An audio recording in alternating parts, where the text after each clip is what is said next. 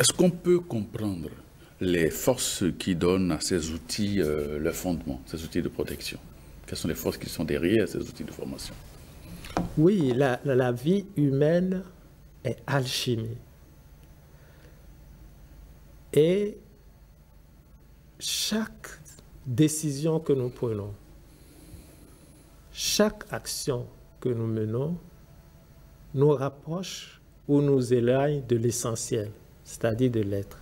Et quand je parle d'alchimie, nous n'allons pas rentrer ici dans des contextes compliqués de mercure, de sel et d'azote, mais nous allons, et de soufre, nous allons voir des principes très simples. Oui.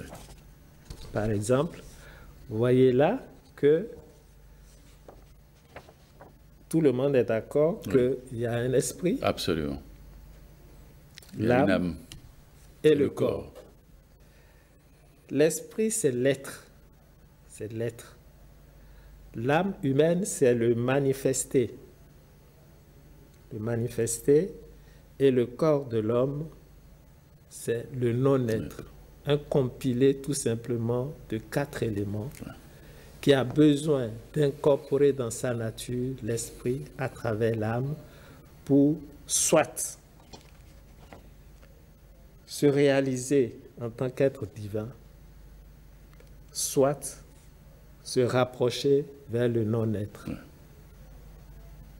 Quel est le mobile qui va faire en sorte que nous allons nous rapprocher de l'être ou du non-être? Ce sont nos désirs. Le moteur de l'être humain qui participe à sa propre réalisation, ce sont ses désirs. Et le désir sera le soubassement de la volonté humaine. Le désir est teinté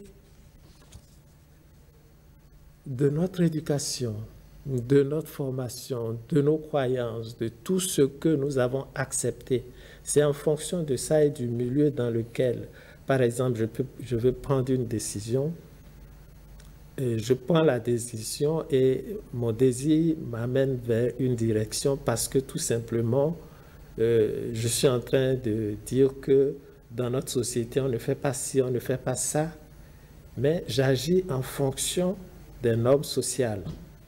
Donc, à partir de ce moment, le désir, comment est-ce qu'il faut savoir que le désir nous rapproche de l'être, donc vers notre réalisation spirituelle, ou nous en éloigne? Il y a 2 facteurs. Ces 2 éléments, ce sont nos intentions. Nos intentions. Est-ce que je suis en train d'exercer mon devoir? Si oui, ça me rapproche de l'être. Est-ce que je suis en train de réclamer mes droits? Si oui, ça m'éloigne de mes réalités et me rapproche du non-être. Donc, regardez bien ces 3 symboles. Le cercle, le demi-cercle, la croix. Et la croix.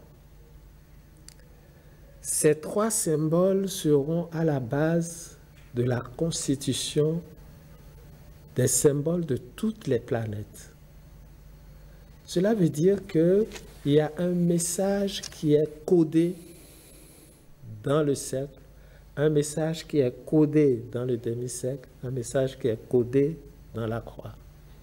Alors, à partir du moment où je vais décoder ce message, et avec mon pouvoir créateur, qu'est-ce qu'un symbole? C'est tout simplement un objet, une figure, un son, une idée qui me connecte à un niveau de concept plus élevé. Ça veut dire, j'ai un couteau. À quoi me fait penser le couteau? Est-ce pour éplucher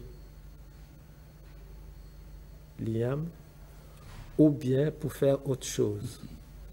J'ai par exemple un stylo. à quoi me lie ce stylo. Donc, un symbole, c'est juste un élément, quelque chose qui va me permettre de me connecter à une idée plus grande.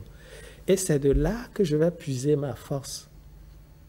En regardant par exemple un crayon, ce crayon peut m'amener jusqu'à celui qui, en ce moment, avait coupé l'arbre qui a servi à faire le crayon. Ça peut m'amener à la graine de l'arbre au moment où ça poussait. Et donc, quand ça m'amène à cette dimension,